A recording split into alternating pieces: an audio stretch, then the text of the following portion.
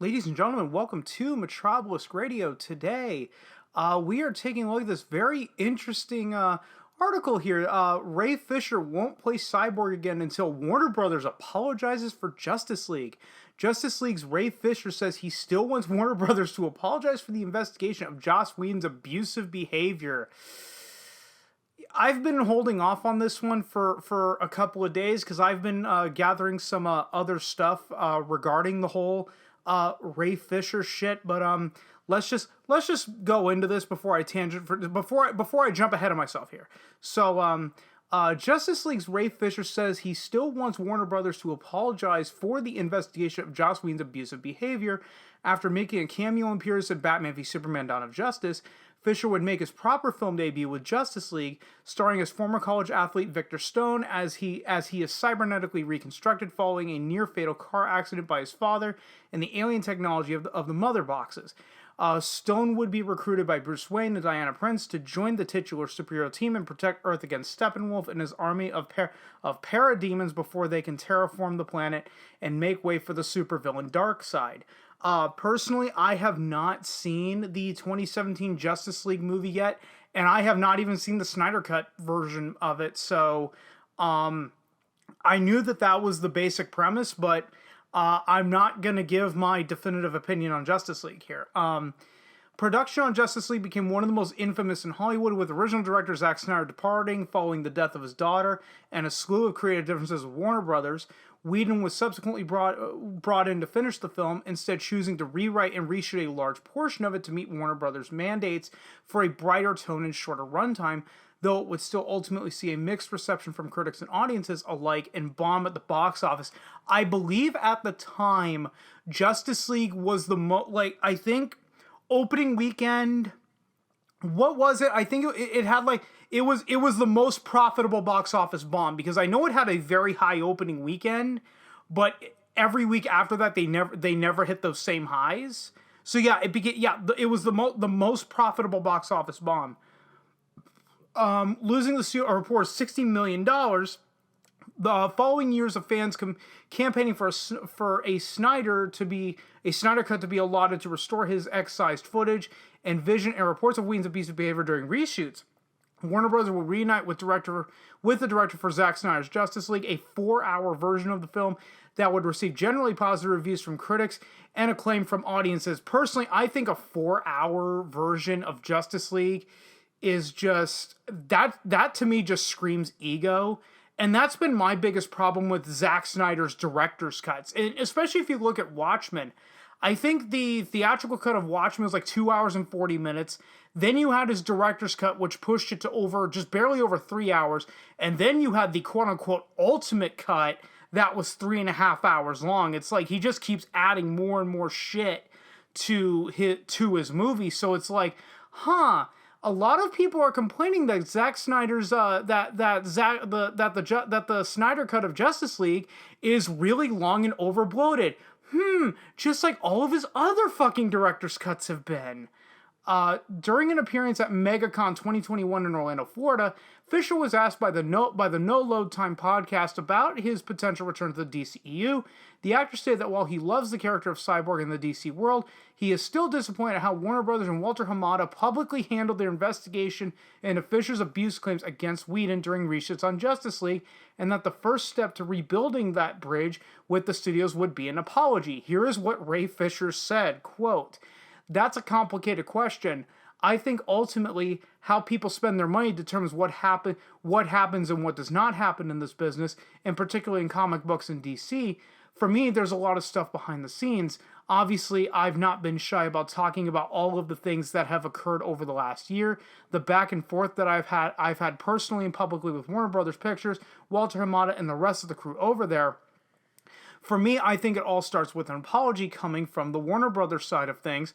There's a lot of really gnarly stuff that has gone down, especially publicly, what Walter Hamada and Warner Brothers Pictures attempted to do, professionally and personally, during one of the most crucial years for Black people in the history of really humanity, is just unacceptable.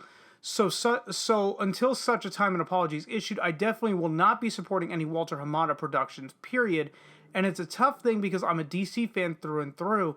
I love these characters, but sometimes you got to give up what you love to do for what you love to do what's right. End quote. Okay, that's a fucking word salad there. The entirety of the battle between Fisher, Warner Bros., and DC Films has been one of the more complicated in film history that initially split the public down the middle over which side to take seriously. And try to take a guess what side of the fence you think I sit on. Personally, I never bought Ray Fisher's claims, and I still don't to this day. I'm just gonna be blunt with it. I still do not. As further reports came out from Fisher and co-stars Jason Momoa and Gal Gadot, as well as from Whedon's beloved series Buffy the Vampire Slayer and Angel, public opinion generally shifted towards siding with the star. Even those who may have been unsure about Fisher's case due to a lack of details generally sympathize with the actor for Warner Brothers' near slanderous approach to defending themselves. I don't think that generally happened, but we'll get to that in just a minute. While Justice League and Snyder's Extended Edition weren't the end of Fisher's career, it certainly was supposed to be a springboard to launch the stage actor to big screen stardom. Given the in-production DCU film The Flash was supposed to include Fisher's Cyborg, and the actor remains hopeful to return to the character in the future, many are certainly hopeful Warner Bros. Will begin building a new bridge with Fisher, especially as he's now offered what the first step would be in repairing that relationship. Only time will tell what the future holds for Fisher, Cyborg, and the larger DCU. And that's how the article ends here. So let's actually talk about that investigation. Now, the earliest report, I don't remember what happened. I don't remember if it was back in June. The earliest I could find was September 5th. With the whole Warner Brothers response to Ray Fisher's allegations of abusive Justice League set with the investigation. So Ray Fisher comes out, complains about Joss Whedon, and gets exactly what he wants. He basically got Joss Whedon fired from the Nevers. Now, if you actually read this headline here from Variety, Joss Whedon quote unquote exits the HBO series The Nevers. Personally, I do feel that Joss Whedon was forced out of his own production. But here's the funny part with regards to this investigation. Ray Fisher getting exactly what he wanted, and he was not cooperative at all with the investigation, actually forcing Warner Brothers to come out with a statement. And I pulled this statement from Variety, and I do apologize. I pulled it so long ago that I do not remember what article that it's from. But let's read the entire statement that they gave. And I got the month wrong. It was actually July. In July, Ray Fisher's representatives asked DC Films president Walter Hamada to talk to Mr. Fisher about his concerns during the production of Justice League. The two had previously spoken when Mr. Hamada asked him to reprise his role as Cyborg in Warner Bros.' upcoming Flash movie, together with other members of the Justice League. In their July conversation, Mr. Fisher recounted disagreements he'd had with the film's creative team regarding his portrayal of Cyborg, and complained that his suggestive script revisions were not adopted. Mr. Hamada explained that creative differences are a normal part of the production process, and that a film's writer-director ultimately has to be in charge of these matters. Notably, Mr. Hamada also told Mr. Fisher that he would elevate his concerns to Warner Media so they could conduct an investigation. At no time did Mr. Hamada ever, quote, throw anyone under the bus, as Mr. Fisher has falsely claimed, or render any judgments about the Justice League production, in which Mr. Hamada had no involvement since filming occurred before Mr. Hamada was elevated to his current position. Yes, I believe when Justice League was filming, I believe Jeff Johns was in Walter Hamada's position. While Mr. Fisher never alleged any actionable misconduct against him, Warner Media nonetheless initiated an investigation into the concerns he'd raised about his character's portrayal. Still not satisfied, Mr. Fisher insisted that Warner Media hire an independent third-party investigator. This investigator has attempted multiple times to meet with Mr. Fisher to discuss his concerns, but to date, Mr. Fisher has declined to speak to the investigator. Warner Brothers remains committed to accountability and to the well-being of every cast and crew member on each of its productions. It also remains committed to investigate any specific incredible allegation of misconduct, which thus far Mr. Fisher has failed to provide. So he gets what he wants. He gets an investigation, but chooses to not. What's the word I'm looking for? Basically just chooses to not participate, to not assist in it. So is Warner Brothers going to take this seriously? Probably not. And then here he comes out at the end of December. Ray Fisher says he's done working with Hamada, with DC Films president Walter Hamada, and this particularly was after this tweet was after a New York Times article came out, and he wrote about it on Twitter. And I'll put the tweet up on the screen right here.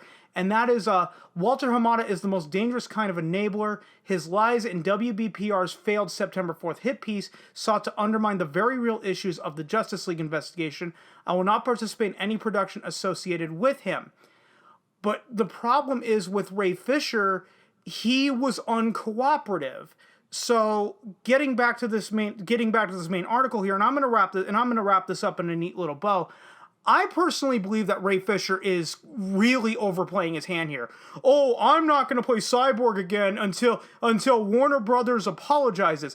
Keep in mind, Ray Fisher has only had 2 appearances as Cyborg. How hard would it be to really recast him at this point? And on top of that, because he's been so public, because it's now been known that he was uncooperative in the investigation, who the hell wants to work with this guy to begin with? Again, the old adage goes, when you play with fire, you get burned. And guys, I'm going to go ahead and end it right here because I've dragged this out as long as it needs to go. If you stuck around this long, thanks so much for doing so. And if you've been following me for long enough, you know I'm terrible at ending these videos. So I will just see you guys next time.